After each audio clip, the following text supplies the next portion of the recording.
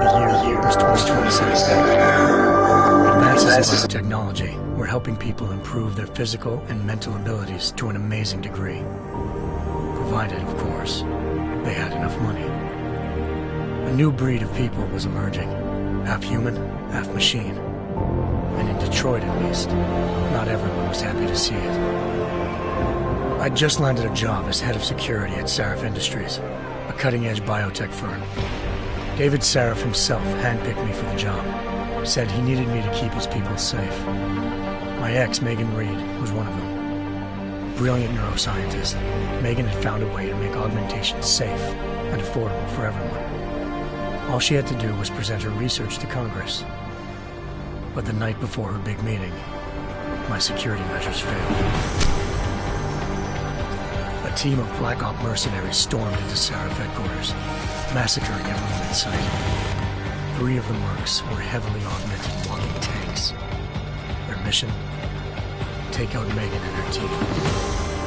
I tried to stop them, but their leader tossed me through a plate glass wall.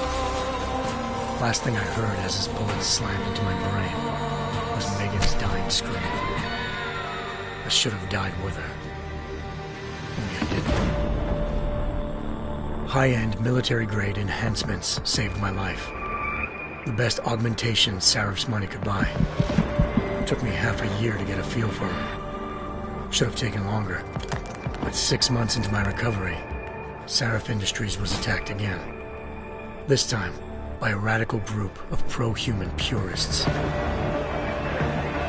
Violent, militant, and fanatically opposed to human augmentation. They claimed to be members of Humanity Front, a non-profit organization that wanted the UN to limit biotechnology research. The thugs broke into Sarif's factory and found machinists working overtime on a top-secret military augment called the Typhoon. Sarif sent me to retrieve it, and when I did, I found one of the so-called purists next to it, wired with cerebral implants, trying to download its classified specs. Obviously, something more was going on. The AUG killed himself before I could question him. Sarif ordered me to dig deeper, so with the help of Frank Pritchard, Sarif's head of cybersecurity, I did. Turns out a second hacker had been controlling the AUG's actions from somewhere off-site. Pritchard and I tracked his signal to a secret FEMA internment camp in Detroit. The Black Op mercenaries were there. The same mercs who'd left me for dead 6 months before. Figured they'd try again when they saw me. It wasn't so easy for them this time. I took out the tank named Barrett, even got him to give me a new lead. A penthouse apartment in China. Of course, we both knew it would be a trap in the end.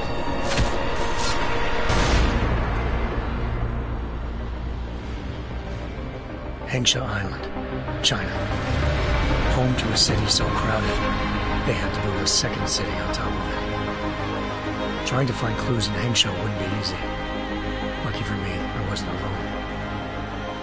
Farida Malik, Sarif Industries' ace pilot, had lived in Hengsha before. A good person to have on your side.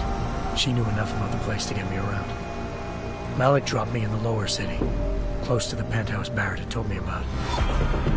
Bell Tower Associates, a private security firm under contract to the Chinese government, had agents tossing the suite when I arrived.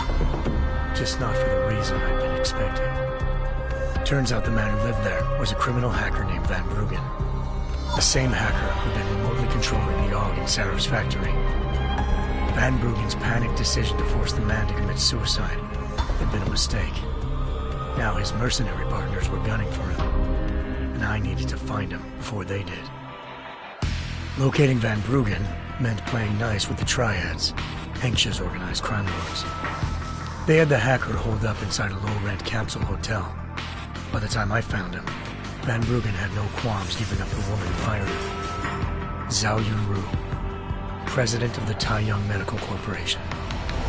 According to Van Bruggen, Zhao wanted to monopolize the augmentation industry and had hired Black Op mercenaries to destabilize her competition. Sarif Industries was at the top of her list. To prove this, I needed to get inside TYM and grab a surveillance hologram off a server. I suspected Van Bruggen was hiding something when he told me this, but nothing could have prepared me for what I saw. Megan wasn't dead. She and her 4 best researchers had been kidnapped, spirited away somewhere while their kidnappers made it look like they were dead. Desperate to learn more, I confronted Zhao in her penthouse. She claimed to be a pawn in a bigger plan, and hinted at a group so powerful it controlled global interests at a whim. Then she slipped into a panic room and hit me work, forcing me to make a very quick exit. I figured Zhao was lying, but part of her confession made sense. David Sarif had been worried about his people. So worried, he'd required all of them to have subdermal locator devices surgically implanted. The GPOs would have been broadcasting the day of the attack. But Zhao said a single call to Picus, the world's leader in global 24-hour satellite news, had turned those signals off. I needed to fly to Picus headquarters in Montreal if I wanted to learn more.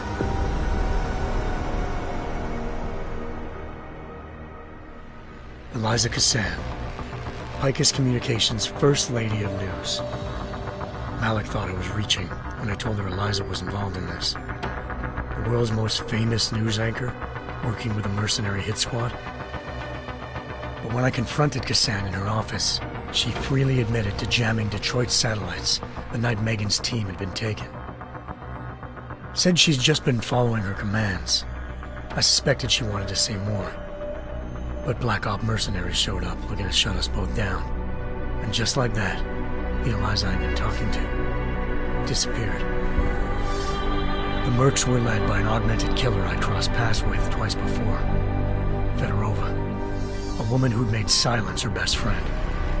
She waited for me to track Eliza's transmission to a secret server room underneath the Picus complex, then jumped me from behind. A deadly fight ensued. I made sure she never moved silently again. With Fedorova down, and no one left to keep Eliza quiet, she reappeared. Turns out Picus's First Lady of News wasn't a lady at all. She was a sophisticated AI program, engineered to monitor data streams and control what people believed. Eliza told me the Mercs had brought in a Humanity Front doctor named Isaiah Sandoval to remove the scientist's implanted tracking devices while Detroit's satellites were down. She also told me to speak to David Sarif if I wanted to learn more. By the time Malik and I got back to Detroit, tensions between normal and augmented citizens had reached a flashpoint. Riots were breaking out in several cities, and the UN was being urged to intervene. Sarif was trying hard to convince Hugh Darrow, the inventor-turned-philanthropist who'd once been a leading proponent of enhancement technologies, to help stop a possible regulatory vote. Sarif had a lot riding on Darrow. Megan's discovery would have given millions of people the chance to evolve beyond their normal human abilities, and at the same time catapulted Sarif Industries to the top of the Fortune 500. According to Sarif, Megan's kidnappers knew this, and didn't want people evolving unless they controlled how it was done. He called his enemies Illuminati, and urged me to keep searching. Determined to do so, I tracked down Sandoval via America's most outspoken augmentation opponent, Bill Taggart, Sandoval's boss and founder of Humanity Front. Sandoval admitted to operating on Megan's team when I confronted him, but said he hadn't removed their GPLs.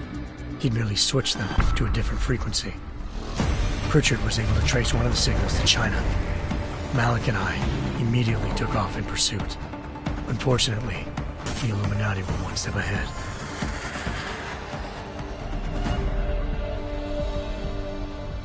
Ambushed. Shot out of the sky by Bell Tower Associates, seconds after entering Hengsha's airspace. Malik's piloting skills saved me. After a tense and bitter struggle, I escaped into Bar Hengsha. The tracking signal I was following led straight to the Triads, or more specifically, to the augmented arm of Tong Si-hung, leader of a gang of augmentation harvesters. Tong said they'd taken the arm off a corpse, which Bell Tower had left at their door, meaning at least one of Sarif's scientists was dead. Maybe not the rest of them, though. Tong pointed me to a port used for human trafficking and helped me slip aboard a bell tower ship. We were sailing to Rifleman Bank Station, a military base in the South China Sea. Bell Tower was holding kidnapped civilians as prisoners there, and using them to perfect the Hyron Project, a human-computer interface that left most of its test subjects dead. My search for Megan would have ended then, if not for a mysterious ally named Quinn. In exchange for my help exposing Bell Tower, he slipped me aboard a second ship headed to Singapore and an Illuminati-run biotech facility called Omega Ranch. 3 of Seraph's scientists were there, forced by their captors to create a technology capable of remotely shutting down augmented abilities. Thanks to an emergency recall notice issued by the World Health Organization, millions of people all over the world already had the biochip installed. With the help of the scientists, I tracked Megan to a private section of the ranch. There, I ran into Yaron Namir, the walking tank who'd put a bullet in my brain the first time we met. He'd teamed up with Zhao and was hoping to catch me off guard. Their little ambush didn't work. I found Megan in a suite belonging to Hugh Darrow, the billionaire philanthropist who'd Seraph had called on for help. Darrow had convinced her to go along with the biochip plan by promising to sabotage the tech. As she was explaining this, Darrow appeared in a global broadcast, telling the world that augmentations would be the death of mankind. Then he activated the biochips to prove his point. All over the world, augmented people flew into a killing frenzy. Darrow had betrayed everyone, and it was up to me to set things right. To do it, I had to reach Panchaea, a massive installation in the Arctic Ocean. As I raced through corridors built by an all-augmented workforce, I saw death and destruction firsthand. By the time I shut down Darrow's broadcast, I knew the damage he'd done. Still, humanity's future remained unclear. How would the world react to this sabotage? Would people ever regain their faith in augmentations again? What would be the Illuminati's next move? Only time could give us the answers.